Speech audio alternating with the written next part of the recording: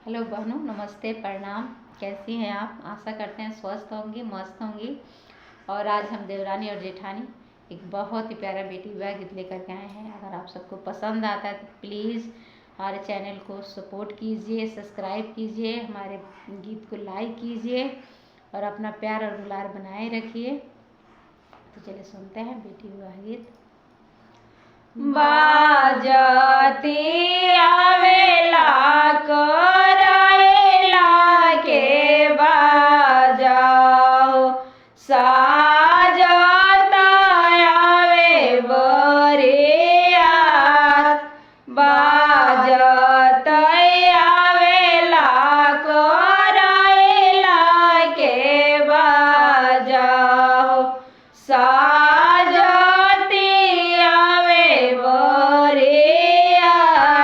नाचती आवेले पातर समदिया, पूछले कवन पपदुआर।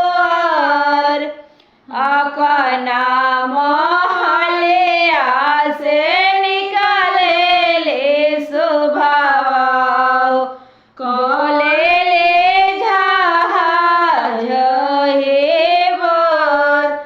अपना महलिया से निकले ले गवना सुबह।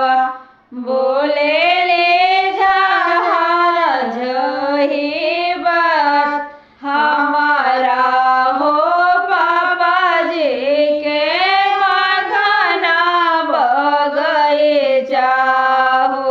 बैठी ससुर जजिम दुआर, हमारा हे पापा जी के मगना बगीचा हो। बैठी ससुर जजिम दुआर, बाजत आवे करैला के बाजाओ, साजत आवे बरियात। नाचत आवेले दुल्हा कवन दुल्हा, पूछले कवन बपदुआर।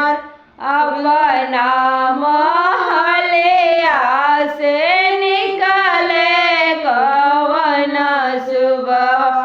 बोले जहाज हे बोल हमारा ही भैया जी के बंधना बगीचा हो।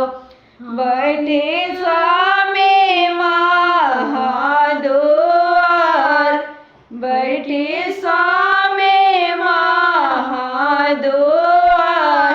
और आप सभी से रिक्वेस्ट है, हाथ जोड़कर प्रार्थना है, प्लीज़ हमारे चैनल को सपोर्ट कीजिए और हमारा भी साथ दीजिए।